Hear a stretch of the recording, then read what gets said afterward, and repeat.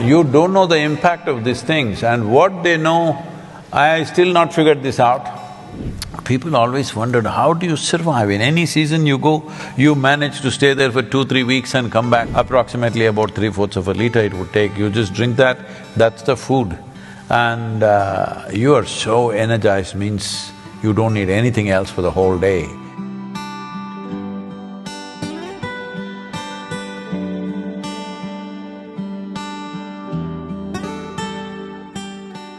We have forgotten that soil is the greatest and the most complex and sophisticated living system, not on just the planet, in the universe.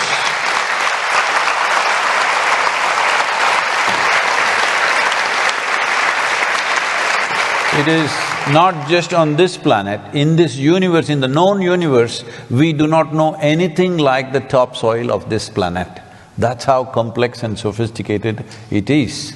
And it is fantastic partnerships between various species and how they function, and the whole chemistry of the planet is managed by them. But many people call this as dirt. If that is dirt, you and me are dirt bags. Hello? So, unfortunately, we are treating living things as inanimate things. Even inanimate things need to be treated with respect, but unfortunately, living entities we are treating like this because somebody has put this idea in our head that every other creature is here only to serve the human beings. I have spent lots of time in the jungles of India.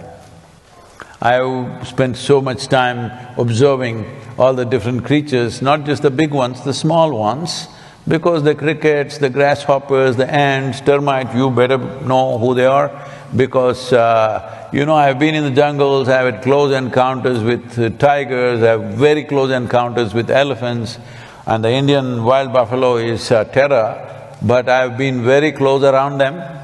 After all that, when you come out of the jungle after 2-3 weeks, the only thing you really remember is the insects. Really. You don't know the impact of these things, and what they know, I still not figured this out. They'll be going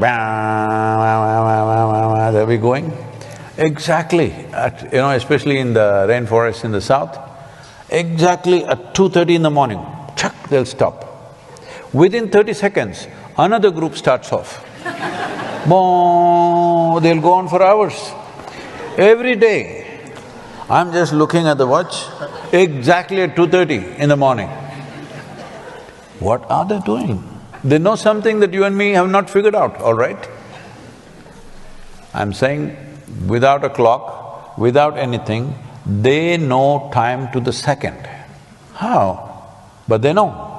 As the birds know how to, they got their own GPS, insects got their own time clock.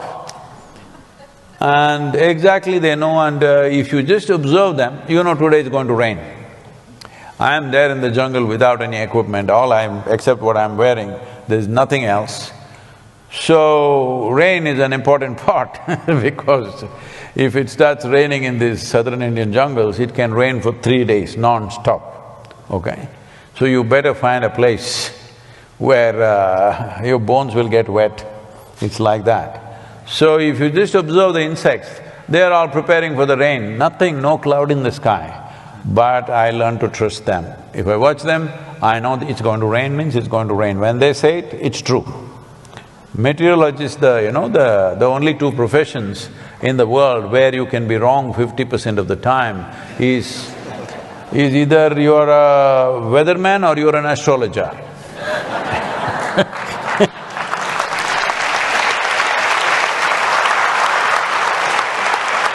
I heard that you guys are all soaked in honey.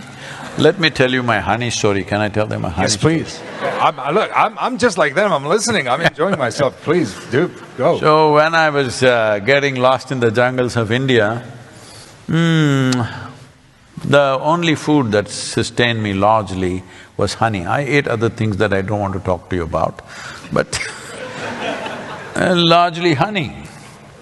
People always wondered, how do you survive? In any season you go, you manage to stay there for 2-3 weeks and come back, how do you do it? Simple, my trick was, normally we were riding a Czech Republic motorcycle at that time, okay? These days everything is sensitive, you can't say anything as it was. You can say Thomas here. So we were riding a Java or a SD, so it has a petrol tube. Normally you need 7–8 inches of petrol tube, but I always put extra, about 15–16 inches of petrol tube, because it gets hard, you can keep cutting it and putting it on. The rubber gets hard. And this is also for my honey, so when I park the motorcycle in the forest and cover it up with all branches and stuff, I pull off the petrol tube and put it in my pocket and go. So I climb up the tree and the hill, I don't know what kind of honeybees you have here, I have no experience of this. There we have what is called as black bees. They are this big, about 1.5 inches long, and honey is fantastic in the Western Ghats because the variety of vegetation there is probably like no other in the world. The number of species of plants there is like nothing else in the world. So, I go there and these huge hives, they built it on that kind of branch where the sloth bears cannot get. A sloth bear weighs approximately 70 to 85 kilograms. So, the bees are so smart, they will build it in a place where the bear cannot get to it. Just on that kind of branch, where the bear will not be able to go because the branch will bend. So I'm just around little over 70 kilograms. So I crawl up that, go close to it, stick my pipe into the hive and drink it up. I drink up about 3/4 of a liter of honey, and for the day I'm settled, So I just lived on honey for many weeks, and there are tribes called honey shepherds in India, they're called Jenukuruvas.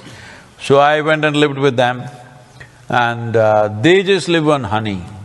Every day, from morning to evening, just their bamboo glasses about this tall, approximately about 3/4 of a liter it would take, you just drink that, that's the food.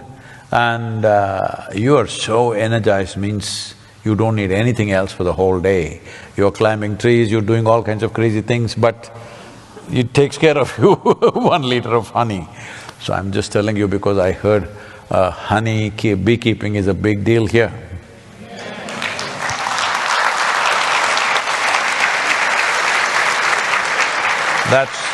That's probably one of the smartest things that you've done in your country. It will pay. It will pay in future. Not just with honey, it will pay in many ways.